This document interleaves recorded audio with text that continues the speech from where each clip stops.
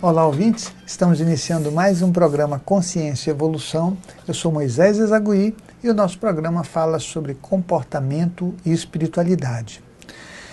E no programa de hoje nós vamos falar sobre TOC, transtorno obsessivo compulsivo.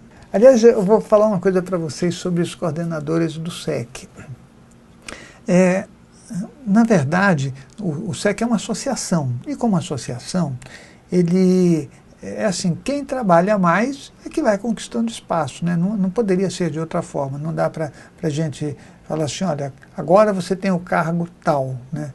Eu até, nas reuniões que a gente já teve, né, eu coloquei isso, que não tem muito sentido você ficar nomeando pessoas e decretando. A pessoa tem que conquistar o espaço pelo esforço. E ela tem que saber que quanto maior o espaço que ela ocupa, ela tem que servir mais, ela tem que ensinar isso, né? Não dá para você ser o presidente, né, da associação e ser mal-humorado, ser infeliz, né, ficar tratando as pessoas com diferença. Não dá para fazer isso, não. Você vai ter que aprender a se relacionar e a compor todas as situações. A ideia do SEC é que a gente possa, cada um de nós, aprender muito, né, e transformar não só a nossa vida, mas a vida do outro num caminho de felicidade, num caminho de luz, de conhecimento, e principalmente porque um belo dia da nossa vida, quando a gente tiver que disponibilizar esse corpo, a gente fala assim, puxa, já fiz a minha parte, vou continuar fazendo agora com outro veículo, que seria o veículo espiritual, né? Então, isso é uma coisa bacana, uma coisa que a gente tem que ver como um caminho, né? E esse caminho não é um caminho que possa ser diferente. Tá? Então, olha só, deixa eu dizer para você sobre o transtorno obsessivo compulsivo. Esse transtorno é um transtorno que pega a gente mesmo, né? Eu vou dizer para você como é que acontece contando uma situação típica de TOC, né? O TOC, ele é um argumento defensivo. Como argumento defensivo, ele cria várias situações ritualísticas, né? Mas ele pode ficar virado mais para um lado ou para o outro, depende do que aconteceu na tua vida. Como ele é um processo obsessivo, o processo obsessivo ele funciona mais ou menos assim. Você tenta fazer as coisas de um jeito e insiste, insiste, insiste, e os teus pensamentos, eles te assessoram nessa insistência e nesse trabalho todo, né? Então, várias pessoas no mundo foram obsessivas. Você vai falar, puxa, mas é doença? Olha, eu penso que se a pessoa for obsessiva e tiver essa atividade obsessiva, que não seja muito alta, voltada para alguma coisa, ela vai produzir muita coisa boa. É só você pegar alguns grandes nomes aí da história que, né, pelo fato da teimosia, mas que era uma característica obsessiva, ou seja, eu vou fazer, eu vou conseguir, não tem... Essa pessoa acaba desenvolvendo coisas maravilhosas. A questão de ser obsessivo é que muitas vezes, dentro da gente, esse processo acaba nos atrapalhando, né?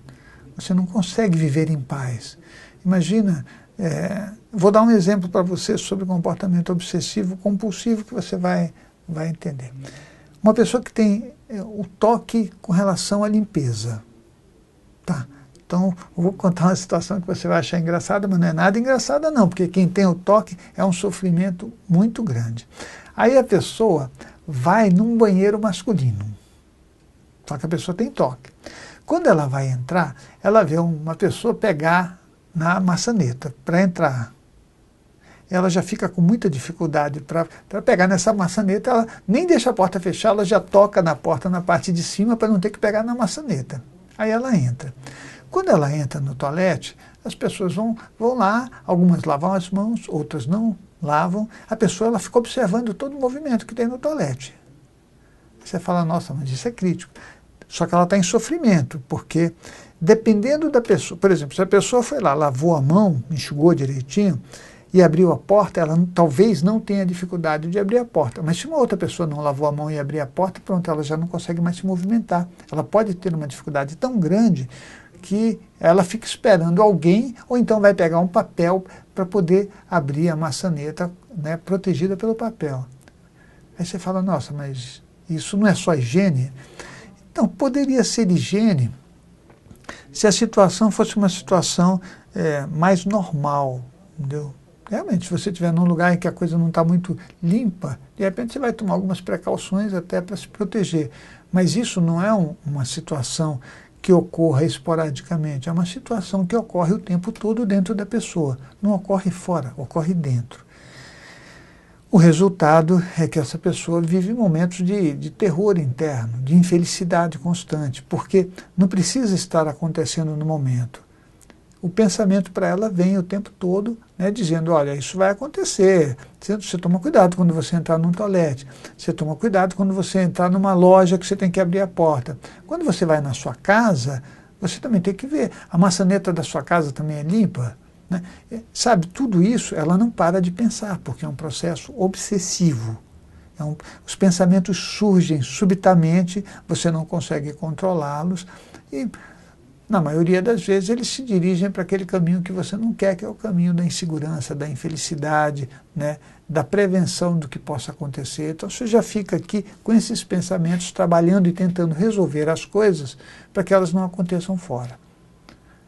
Eu vou continuar a falar sobre transtorno obsessivo compulsivo, mas antes eu vou dizer para você que nós temos palestra no SEC e você não pode perder, tanto do SEC São Paulo quanto no SEC Jundiaí.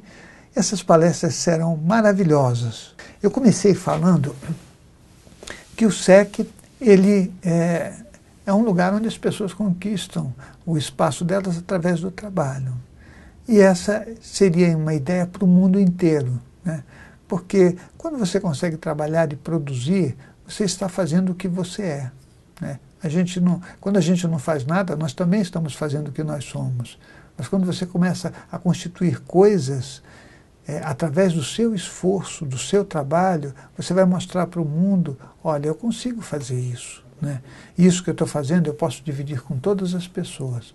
Então, se você ver um quadro de Monet, o que ele fazia era o que ele era. Não dá para você fazer um quadro de Monet não trabalhando, não fazendo nada. Ele passava horas e horas observando a natureza, observando nos jardins da casa dele, né, aquelas águas, né, aquelas coisas, aquela ponte que ele constrói maravilhosa várias vezes. Mas ele pintava os quadros várias vezes, até porque ele olhava de vários ângulos, né? Tem quadros que ele fez que ele pintou 15, 16, 17, sei lá, 18 vezes, eu não tenho o número exato, mas isso é um trabalho. A nossa evolução, a nossa constituição individual, ela é um trabalho. E nós temos que trabalhar no sentido cada vez melhor dentro de nós mesmos. Esse sentido cada vez melhor dentro de nós mesmos significa que nós vamos ter que nos livrar, através do conhecimento e do esclarecimento, daquelas coisas que nos incomodam e que nós viemos carregando, não só dessa vida, mas de vidas anteriores. Então, quando alguém vai ser coordenador do SEC, a pessoa não é perfeita, mas ela sabe que ela vai ter que trabalhar muito, cada vez mais, para evitar maledicência, para evitar tudo que é coisa negativa com relação ao outro, né? Ela aprende, ela vai ter que aprender.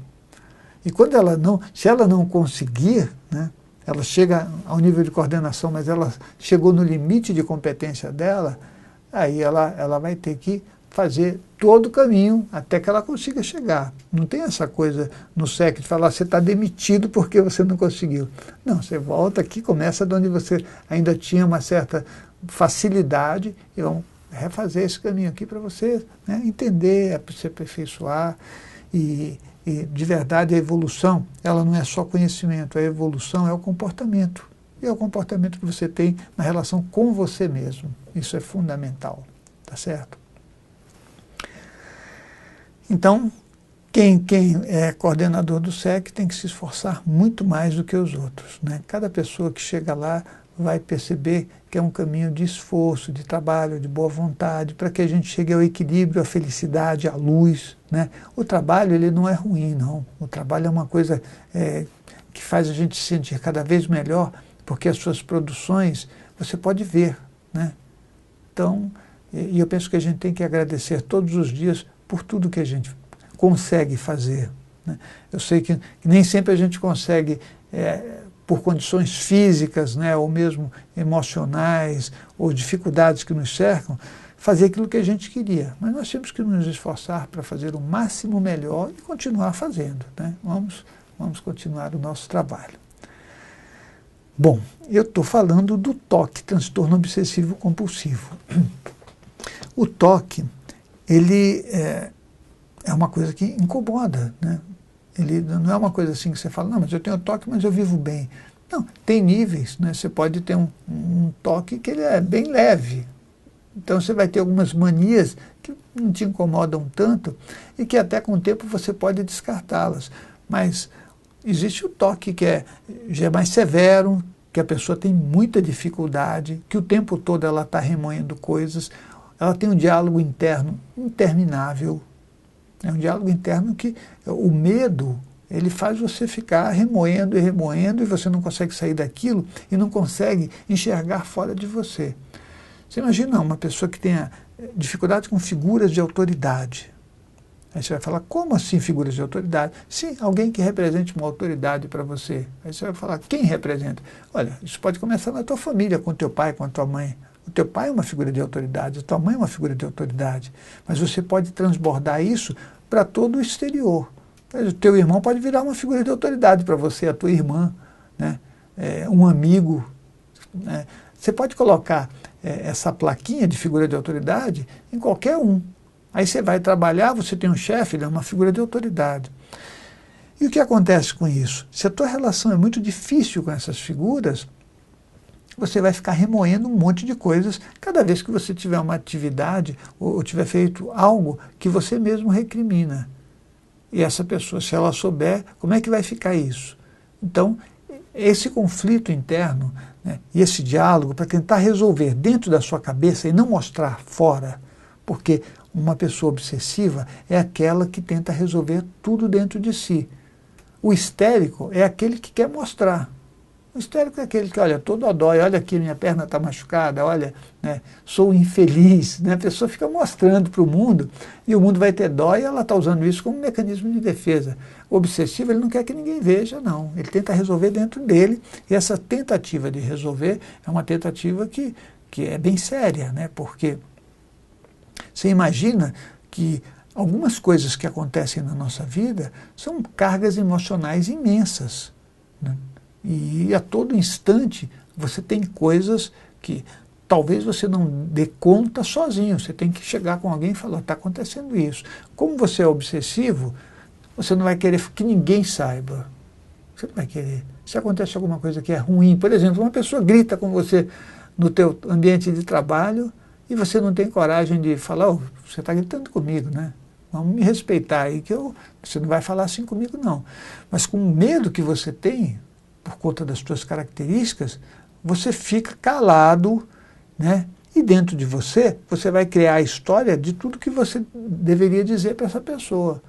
E é mais ou menos assim, para você entender o que eu estou falando. Da próxima vez que essa pessoa falar assim comigo, eu já sei o que eu vou falar. Eu vou falar isto, isto, isto e isto. E ela vai se ter comigo. Você está tentando resolver dentro de você uma coisa que você não conseguiu resolver fora, né?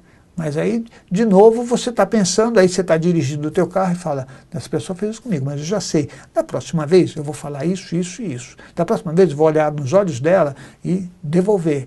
Você vai ficar dentro de você arrumando assim, todo tipo de fuga, né, de refúgio psíquico para dar conta daquele negócio que não está se resolvendo, não. Porque não se resolve desse jeito alguma coisa, né? Isso aí vai se tornando um bolo emocional que vai te atrapalhar durante a tua vida. Bom, vai acontecer de novo. Teu chefe vai chegar e falar com você do mesmo jeito. E você vai ver que você não teve coragem nenhuma de responder para ele. Porque quando você sair, você vai falar, ele falou de novo comigo. Agora sim, agora eu vou chegar com ele na próxima vez e vou falar isso. Esse diálogo interno, essa tentativa de resolver dentro da gente mesmo, né, é alicerçada pelo medo, pela ameaça, por todas as coisas emocionais que existem à nossa volta devido ao que a gente já passou na infância, na adolescência e foi se acumulando na nossa vida pelos fatos que nos rodeiam e de repente você não tem força para dar conta de uma coisa que seria muito simples, né? Seria muito simples você chegar para o teu chefe e falar, você está gritando comigo. Se ele fala, estou gritando mesmo, então, você não tem o direito de gritar comigo, eu não vou admitir que você grite comigo, porque você tem que me respeitar se você quiser que eu te respeite. Não é assim? Então, se você está me desrespeitando, eu também tenho o direito de te desrespeitar. Eu não vou gritar com você, mas você não pode gritar comigo. Aliás, se você quiser gritar comigo, você pode, mas eu não vou te ouvir. Né? A pessoa tem que falar realmente de forma adequada, com respeito. Né? Os nossos trabalhos internos, muitas vezes eles funcionam com cargas emocionais. Dá para você perceber quando uma pessoa está tentando falar com você de forma controlada, mas ela tem uma dinamite dentro dela. Você não dá para perceber isso? É diferente quando uma pessoa está totalmente livre, tranquila, sem nenhum tipo de armamento, né? Porque quando você está armado contra alguém, com prevenção, você demonstra, não tem jeito. Não dá para a gente conversar com uma pessoa, né, e não passar para ela aquilo que a gente é. Nós sempre passamos, isso é realidade, é verdade. E o toque, como você remoe muito os teus pensamentos, como você fica tentando resolver o tempo todo a tua vida dentro de você mesmo, você acaba aumentando esse bolo emocional, o toque pode aumentar também, né? Porque ele pode derivar para outras coisas. Para você ter certeza de que tudo vai dar certo, você fica repetindo. Né? É aquela coisa de você vai sair da tua casa, aí você fecha a porta, tranca, sai. Quando chega no carro, você fala, será que eu tranquei a porta da casa? Aí lá vai você de volta para a tua casa. Aí você olha e fala, puxa, eu tranquei mesmo. Chega no carro, você fala, nossa, mas agora eu fui trancar, será que eu abri ou se eu fechei? Isso é, entendeu? Essa confirmação constante, esse looping que a gente fica de pensamentos, para ter certeza de que tudo vai dar certo, você tem esse processo obsessivo, que é um processo repetitivo, onde o teu pensamento não te deixa em paz, para que você tenha certeza de que fora não vai acontecer nada de errado. Então, acontece ali dentro e você tenta resolver ali dentro. É uma coisa que a gente tem que, de verdade, buscar ajuda. Né? Você tem que buscar ajuda, porque eu vou um pouquinho mais longe com relação a isso. Quando a pessoa tem um transtorno obsessivo compulsivo, ela também acaba tendo acompanhantes espirituais que vão deitar e rolar nessa patologia que a pessoa tem. Então, fica muito difícil, porque você nunca vive em paz, você está sempre com uma turbulência interna, você está sempre com uma pressão, sempre com uma sensação esquisita de que vai acontecer alguma coisa, com uma ameaça. São dores que estão rondando, dor de cabeça, já viu aquela dor de cabeça que fica rondando? Aquela tensão.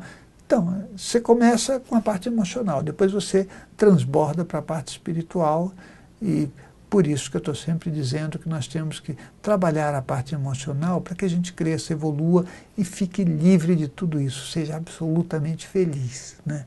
É uma ideia que, se não estiver certa do seu ponto de vista, por enquanto, do meu ponto de vista, eu penso que é assim. Pode ser até que eu mude né? Ninguém pode dizer que o mundo é de uma determinada forma. Né?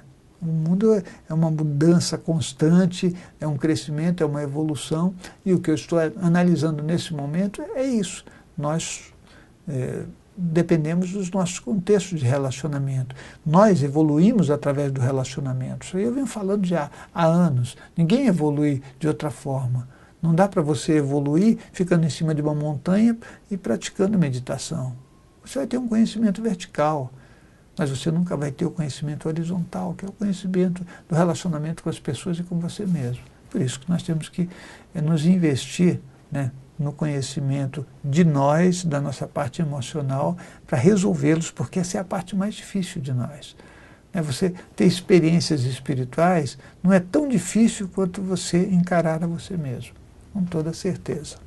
Mas deixa eu falar para você aqui o seguinte, nosso curso de projeção astral em abril, você já pega o telefone agora, 5904-2116, curso de projeção astral em abril, 5904-2116.